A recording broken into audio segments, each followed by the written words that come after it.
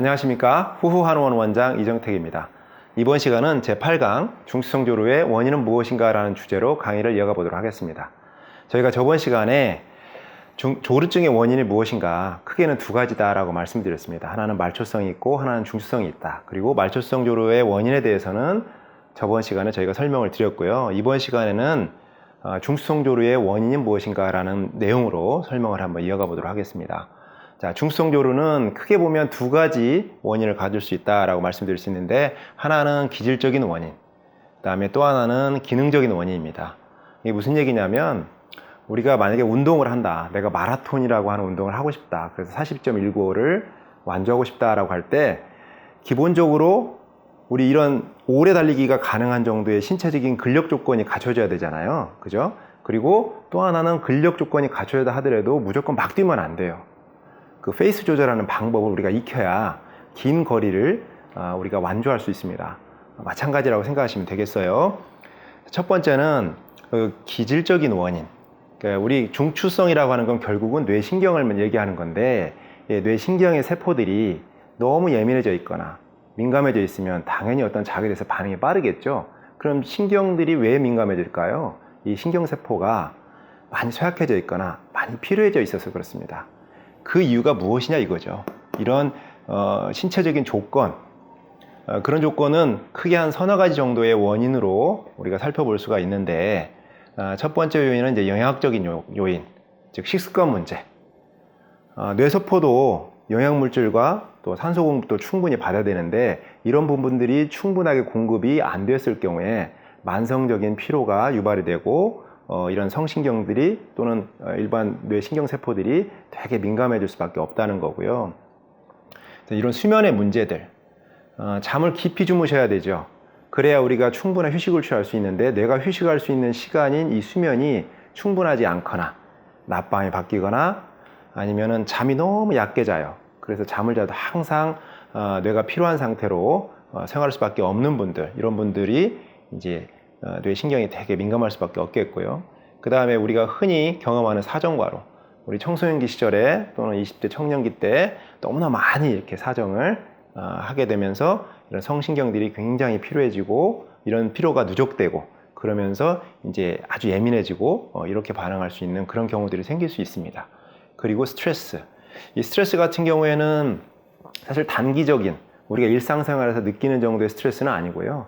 장기적으로 지속되는, 그리고 이게 수면에 해칠 정도로 아주 강한 수준의 스트레스가 오래 지속됐을 경우, 그래서 결론적으로는 뭐 수면이라든가 이런 부분까지 해칠 수 있고, 또 스트레스가 또 계속 반복되시면 식사라든가 이런 환경들도 나빠질 수밖에 없겠죠. 그러면서 이제 2차적으로 이런 영양적 조건까지 영향을 주게 됨으로 인해서 이제 뇌신경이 되게 민감해질 수밖에 없는 환경이 된다라고 볼 수 있겠고요. 이런 기질적인 요인에 의해서 영향을 받는 분들, 그런 분들은 사실 성관계뿐만 아니라 평상시에도 어떤 자극에 대해서 감수성이 되게 높습니다. 그래서 뭐 이렇게 작은 발표회를 한다든가 그럴 때도 가슴이 너무 뛴다든가, 너무 긴장이 쉽게 온다든가, 또 감정과 정서의 기복이 크다든가, 이런 부분들이 흔히 경험을 하게 되는 부분들이고요. 그 다음에 아까 수면은 원인이 되기도 하지만, 이렇게 신경이 아주 피로하고 이런 분들은 결과로서, 즉 증상으로서 수면이 좋지 않은 문제도 자꾸 생깁니다. 잠들기가 좀 어려워요. 그리고 잠들어도 깊은 수면을 취할 수가 없고 쉽게 잘 깹니다. 이런 부분들은 뇌신경세포가 굉장히 피곤해 있고 쇠약해지는 그런 모습들을 반영하고 있는 그런 증상들이다라고 이해하실 수 있습니다. 그리고 참고로 좀 말씀을 좀 드리면, 이 뇌신경세포가 좋아하는 영양적 조건들이 좀 있어요. 이 부분들은 나중에 좀 자세하게 설명할 기회를 따로 가질까 하는데요. 잠깐만 설명을 좀 드리면, 우리가 이제 탄수화물 중심으로, 주로 당질 중심으로 많이 섭취를 합니다. 그런데 이 뇌는 이 탄수화물과 당질을 필요는 하지만 너무 과잉될 경우에는 만성적으로 신경세포를 손상시킨다든가 하는 문제를 유발할 수 있기 때문에 가능하면 탄수화물이라든가 이런 요소는 많이 좀 줄이고, 대신에 좋은 지방과 단백질 중심의 섭취를 지향하시는 것이 우리 조루증을 회복하는 데도 상당한 도움이 된다라고 말씀을 드릴 수 있겠습니다. 자, 이번에는요, 기능적인 원인입니다. 사실 기질적인 원인은 단기적인 것보다는 장기적으로 꾸준하게 이런 요소에 노출됐을 때 주로 많이 나타나고, 아까 앞서 말씀드린 것처럼 여러 징후를 사실은 같이 갖고 있는 경우가 많습니다.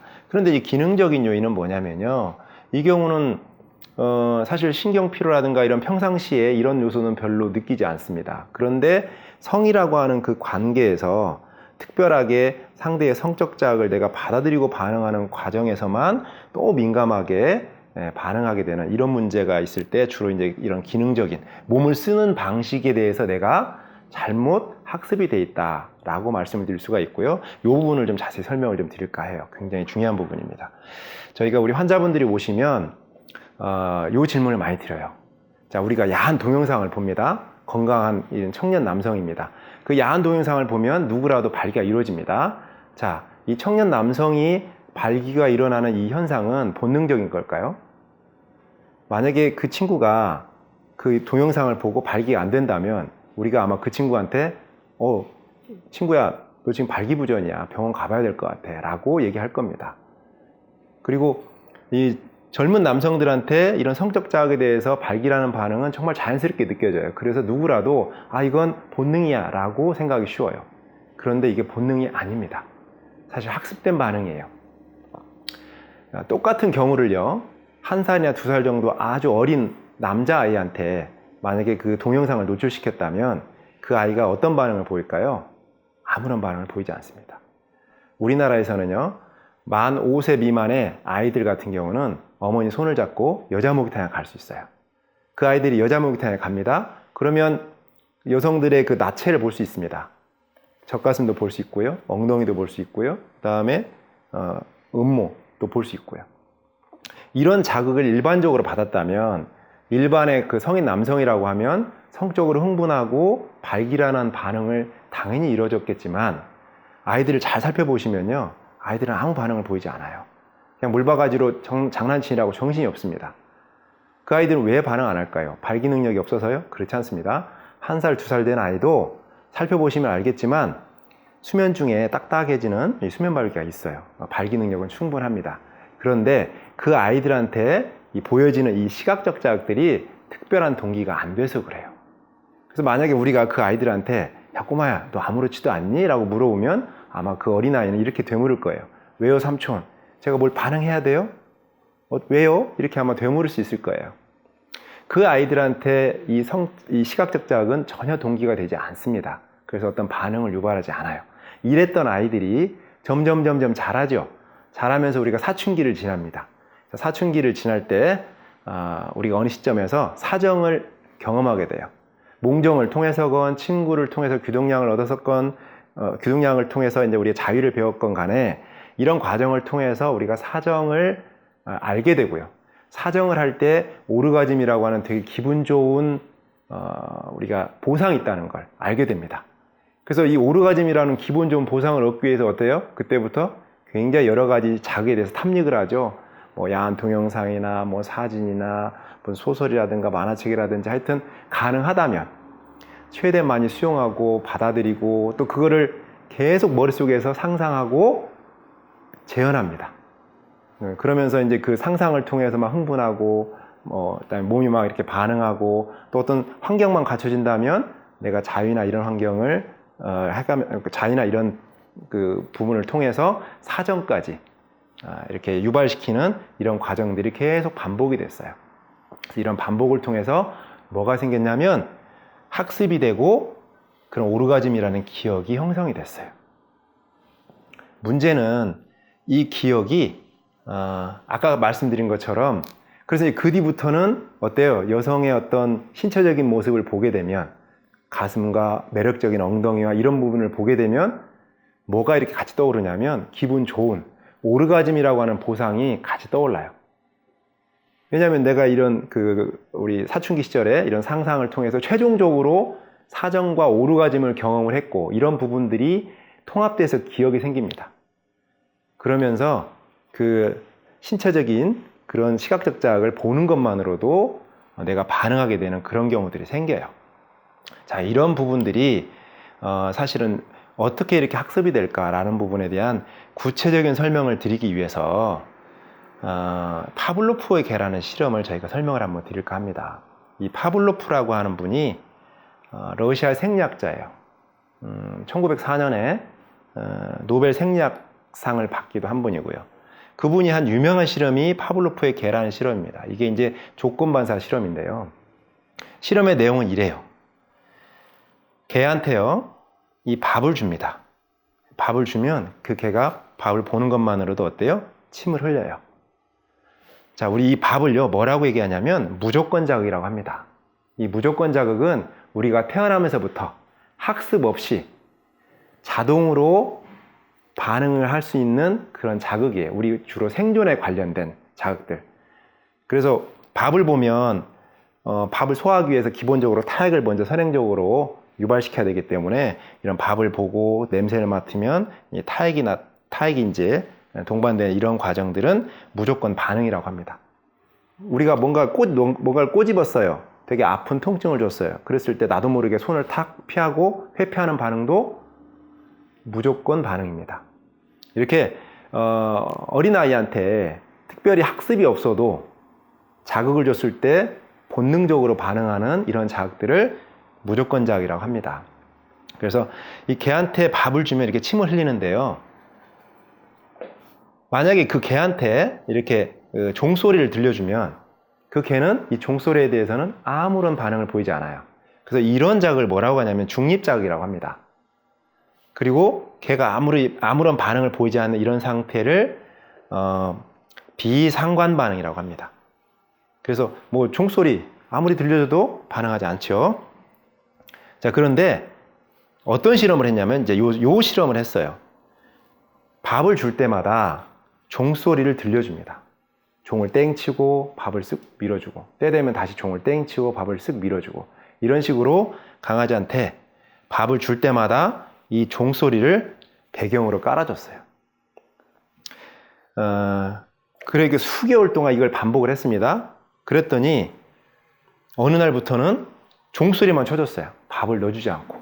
종을 쳐주니까 이 개가 예전에는 이렇게 반응하지 않았는데 어느 날부턴가는 이 종소리에 대해서 침 흘리기라는 반응을 보이기 시작한 겁니다. 사실은 아까 이 종소리는 중립자극이라고 그랬어요. 그리고 이렇게 무조건 자극의 배경이 된다고 해서 배경자극이라고 합니다. 이렇게 배경자극으로 깔아줬던 이런 자극들이 계속 무조건 자극과 같이 일어나고 인해서 뇌에서 통합돼서 기억이 생기는 거예요. 그래서 이 개가 종소리를 듣는 순간 뭐가 머릿속에 떠올라요? 밥이 같이 떠오릅니다. 그러면서 이제 이 개는 종소리만 들리면 머릿속에서 밥이 싹 떠올라서 무조건적으로 반응을 보였듯이 침을 흘립니다. 그래서 그래서 이 이후에 이 종소리를 조건 자극이라고 합니다.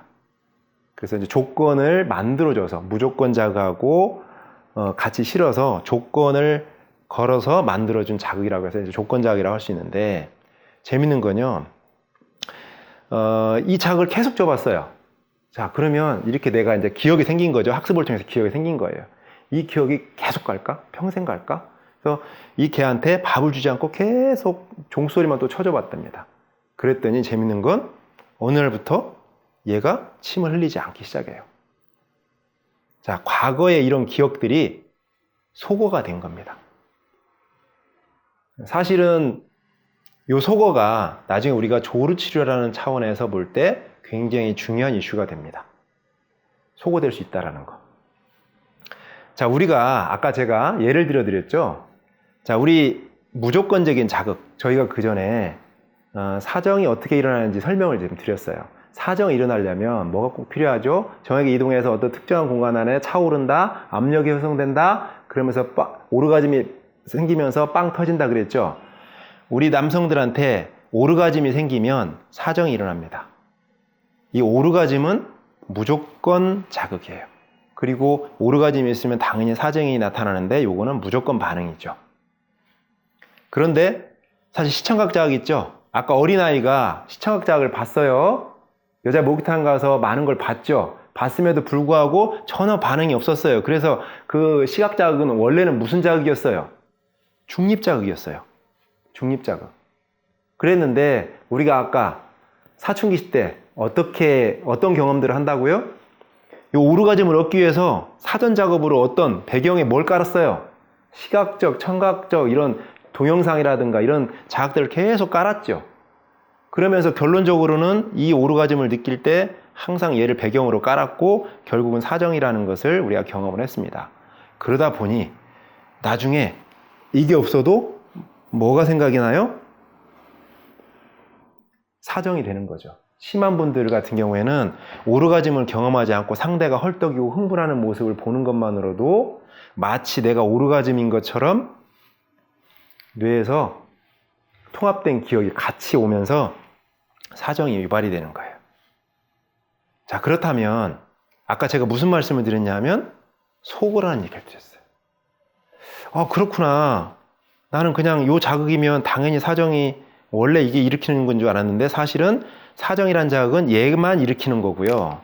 얘는 원래 사정을 일으키지 않습니다. 근데 다시 돌아갈 수 있을까? 있다고요.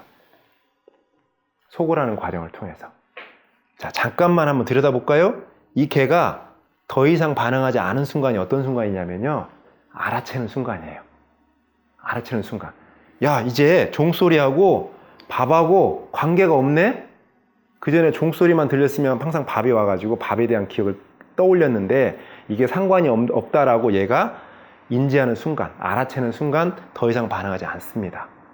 자, 그래서 자, 우리도 이 시청각 자극과 오르가즘은 사정을 유발하는 자극으로서 서로 차이가 있구나라는 걸 분명히 아시고 있으셔야 돼.